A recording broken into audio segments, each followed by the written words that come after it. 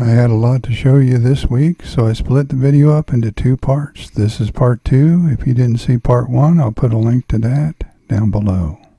This straw bale has Korean gold sweet potatoes in it, and we planted a few zinnias right in the front of it.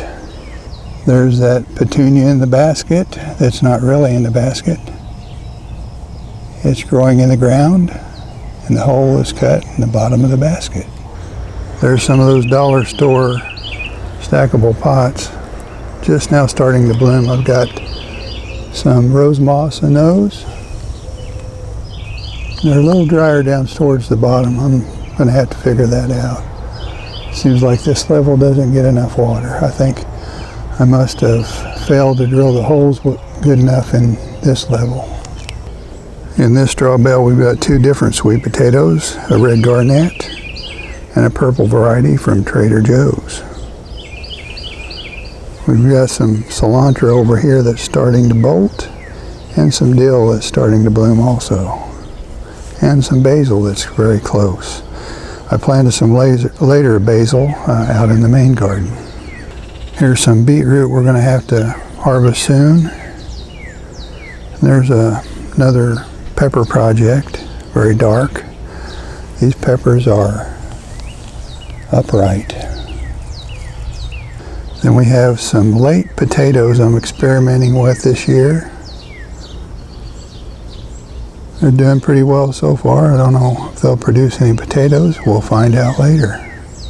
These are F7 Midwest Midnight Eclipses. I experimented by topping a couple of the plants and letting some grow. There's some little peppers starting to form. There's some Japanese long cucumbers growing on this trellis. And those suckers, those tomato suckers that I rooted in a jar, I stuck one of them right here in this bare spot. We have some Market More 76 cucumbers that are as tall as the fence and are starting to form cucumbers now. So it won't be long before we get to enjoy some. Then right down this irrigation line we have some late beetroots planted. Here's what the corn looks like. It's starting to tassel out. Get some silk on them now. Let's get back in the back there so we can see the variegation on that back row. As you can see, this variegated corn is starting to tassel. And it's also starting to form some ears that are just starting to poke out from the stems, or the stalks. This is what they look like when they first start to come out. Then I have some late corn planted here I'm going to experiment with. See if we can get 2 harvests in 1 year. I have some tall oregano over there. I separated a couple of bunches from that and put them over here, and they're doing pretty well already. Then we have the fennel, our fennel plant didn't come back this year.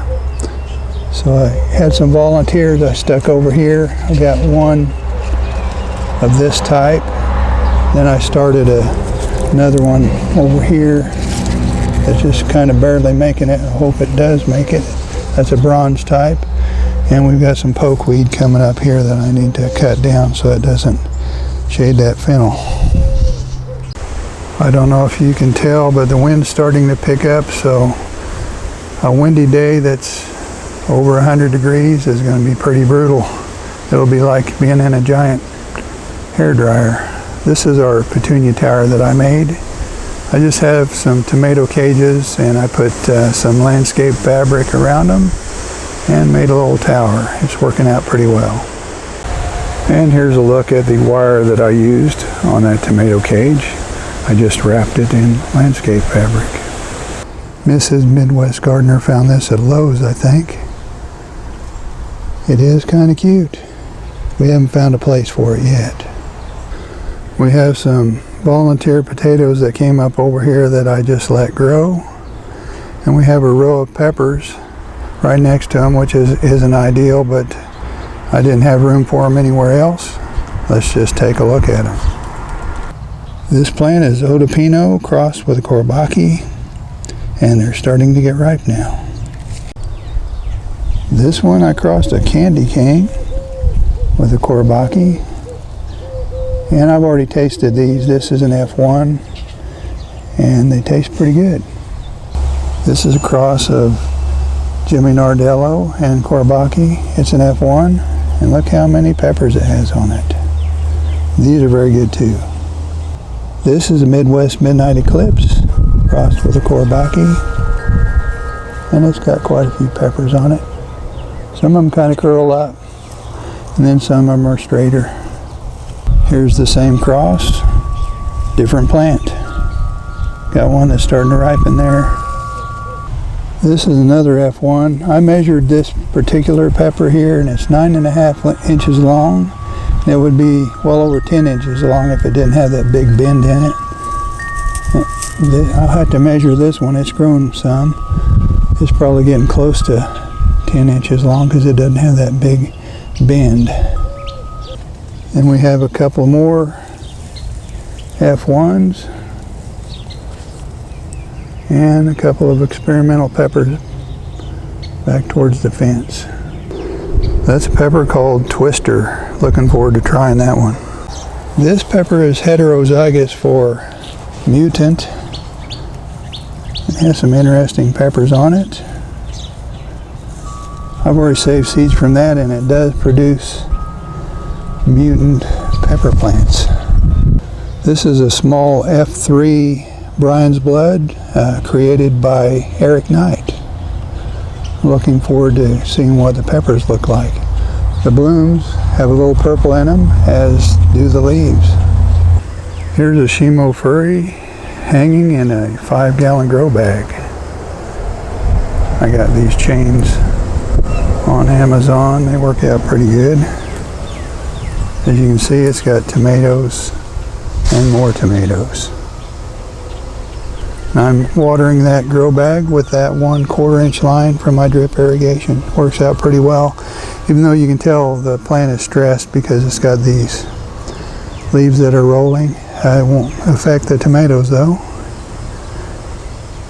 It'll be less stress once it gets some of those tomatoes harvested. There's some of our stackable pots that I have some experimental peppers growing in.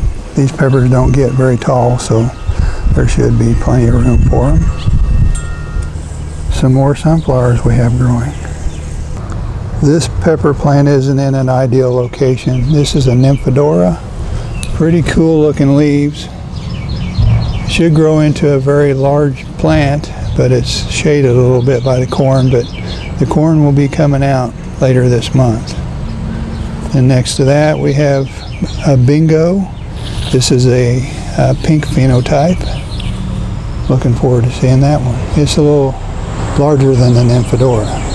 And we have a couple of mutant plants growing back here that are right in front of the orange ripple. It's getting quite a few peppers on it. Let's look at some. There's a look at some of the peppers. Some of them are even getting some mediocre tails on them. That's an Ahi Cachucha. That's one I grew last year.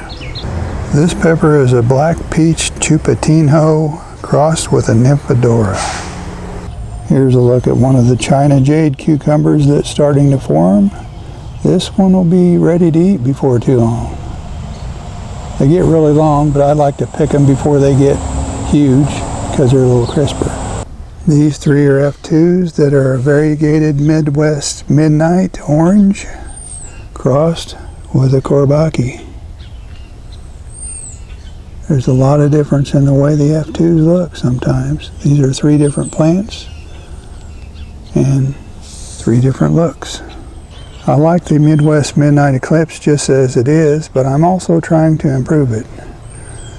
There's a Midwest Midnight Eclipse pepper on the left, and this one on the right I would call a new and improved version, even though I'm still working on trying to get that foliage darker. It's pretty dark, but could be darker. I've got some growing indoors right now. This is a 3-way cross. I crossed a F1, which was a Kourbaki, crossed with a Midwest Midnight Eclipse, and then I crossed that with an Odopino. They look pretty good.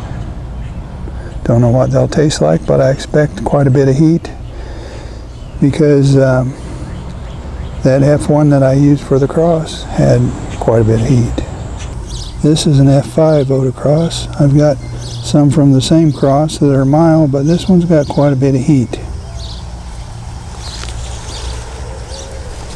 And we've got some cool looking peppers back here. Even a mutant in the same pot. Probably not the best idea, but there's a cool looking mutant. Hasn't got a pepper on it yet though. Here's that crazy mutant that I had indoors. It's never produced a pepper, so I'm hoping that the pollinators out here can do something. I trimmed it way back. We'll see what happens. This little pepper I've been calling black cherry. This is a variegated version. Got quite a bit of purple down there on the bottom. I even like the looks of the peppers. They're kind of round, but not really. Believe it or not, I still didn't get to everything, but that's where we're going to stop for now. If you're just now finding this channel and you haven't subscribed yet, please subscribe. Thanks for watching. We'll see you next time.